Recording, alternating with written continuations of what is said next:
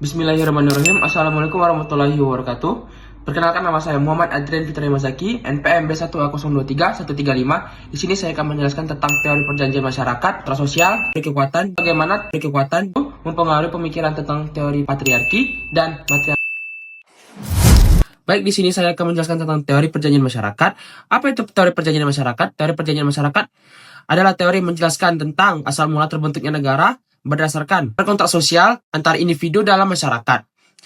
Para pemikir filsuf seperti John Locke, J.J. Rousseau, dan Thomas Hobbes memiliki pandangan berbeda-beda dengan latar belakang filosofi sesuai dengan latar belakang masing-masing. Yang pertama, saya akan membahas tentang pikiran teori perjanjian masyarakat menurut Thomas Hobbes. Menurut Thomas Hobbes, dalam keadaan ilmiah, manusia sebagai makhluk itu penuh rasa takut dan rasa egois dan berada dalam perang semua melawan semua, atau yang bisa kita sebut juga bellum omnium contra omnes. Untuk keluar dari kekacauan ini, manusia membutuhkan perjanjian sosial yang mengalihkan semua hak individu kepada suatu penguasa absolut. Kekuasaan seperti inilah yang dipercaya Thomas Hobbes adalah satu-satunya jalan untuk mencari keamanan dan ketertiban. Kedua, di sini saya akan menjelaskan tentang teori perjanjian masyarakat menurut John Locke. Berbeda dari pandangan Thomas Hobbes tadi, John Locke berpandangan lebih optimis. Manusia lahir dengan hak-hak alamiah seperti kebebasan, hak untuk hidup, dan hak untuk memiliki kepemilikan. Negara di sini dibentuk hanya untuk melindungi hak tersebut, bukan untuk merampasnya. Kontrak sosial bersifat kondisional. Rakyat menyerahkan sebagian kewenangan dengan syarat hak dasar mereka dijaga. Bila pemerintah melanggar, rakyat bisa memberontak dan dapat mengganti pemerintahan tersebut. Kemudian di sini saya akan menjelaskan tentang teori perjanjian masyarakat menurut pendapat dari J.J. Rousseau.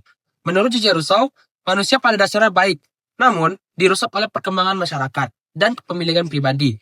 Melalui kontrak sosial, individu harus melebur dengan meleburkan kepentingan pribadinya ke dalam voluntas generale, atau dalam bahasa Indonesia kita sebut dengan kehendak umum. Kedaulatan mutlak terletak pada rakyat secara kolektif.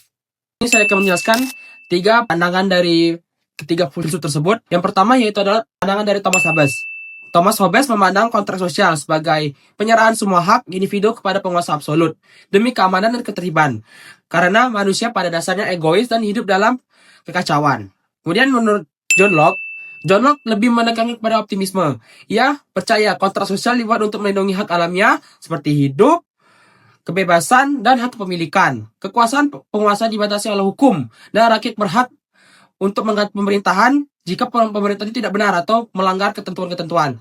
Sementara itu, menurut J.J. Rousseau lebih menekankan kepada kehendak umum, atau yang tadi kita sebut dengan voluntas generale, di mana individu menyerahkan dirinya kepada kedaulatan rakyat secara kolektif, dan negara harus mencerminkan kehendak bersama demi kebebasan sejati. Baik, di sini saya akan menjelaskan tentang teori kekuatan. Pertama-tama, apa itu teori kekuatan? Teori kekuatan yang memusatkan perhatian pada sumber sifat dan tujuan kekuatan dalam masyarakat. Tokoh dalam pemikiran ini yaitu adalah yang pertama Oppenheim, Karl Marx, Harold Jelaski, kemudian yang terakhir ada Leon Dugin. Kemudian teori kekuatan menurut Oppenheim. Menurut Oppenheim lebih menekankan bahwa kekuatan negara hanya berakar pada legalitas. Suatu otoritas hanya sah jika dijalankan berdasarkan norma-norma hukum yang telah disepakati oleh masyarakat. Tanpa hukum yang belum disepakati, negara atau pemerintah tidak memiliki kekuatan untuk memerintah otoritas. Kaitan pemikiran Oppenheim dan pemikiran patriarki dan matriarki adalah Oppenheim menekankan bahwa norma-norma hukum harus berdasarkan hukum yang telah disahkan dan disepakati oleh masyarakat. Jadi, jika di negara tersebut hukum waris diatur untuk laki-laki, maka patriarki akan berlaku. Dan sebaliknya, jika hukum waris itu untuk perempuan, maka pemikiran matriarki akan berlaku. Di sini saya akan menjelaskan tentang teori kekuatan dan menurut Karl Marx. Menurut Karl Marx, kekuatan sifat ekonomis. Ia lahir dari dominasi kelas borjuis terhadap kelas proletar, terhadap alat produksi. Maka dari itu, Karl Marx berpikir bahwa negara adalah alat instrumen penindas kaum proletar.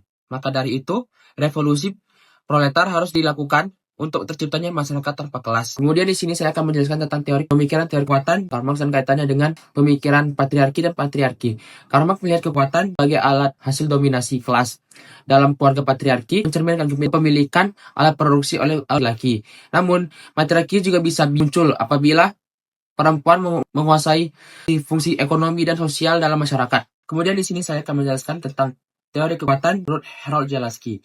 Harold Jelaski menolak sentralisasi kekuatan negara. Ia lebih menekankan kepada penyebaran kekuatan pada kelompok-kelompok kecil. Contohnya seperti agama, kelompok politik, seperti kelompok buruh, kelompok para tani, kemudian masyarakat kebudayaan tertentu, dan lain-lain. Hal tersebut untuk menghindari tirani kekuatan. Kaitan pemikiran teori kekuatan Harold Zalewski ini dengan pemikiran patriarki dan matriarki adalah Harold Zalewski menekankan kepada penyebaran kekuatan terhadap kelompok-kelompok kecil. Artinya di sini pemikiran patriarki dan matriarki tergantung pada kelompok-kelompok tersebut. Jika di dalam kelompok kecil tersebut lebih dominan laki-laki, maka pemikiran tentang patriarki akan muncul.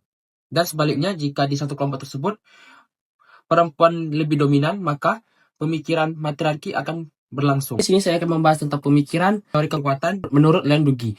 Leon Dugi di sini berpendapat bahwa kekuatan merupakan fungsi sosial legitimasi lahir jika negara memenuhi kewajiban-kewajiban melayani kepentingan umum. Kemudian negara itu bukan punya penguasa, tetapi merupakan tanggung jawab untuk menjalankan fungsi untuk seluruh warga di dalam sebuah negara tersebut.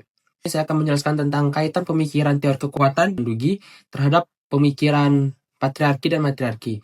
Jadi di sini Leon Dugi menekankan kekuatan terhadap fungsi sosial. Artinya yaitu adalah siapapun yang menjalankan peran untuk laki-laki maupun perempuan dianggap sah memegang kekuatan, maka patriarki di sini atau matriarki di sini tercipta dan dari siapa yang memegang kekuatan dan berkontribusi dalam kehidupan masyarakat sosial. Baik, itulah ulasan teori-teori menurut para ahli dan perbedaan-perbedaan pandangan dari para ahli.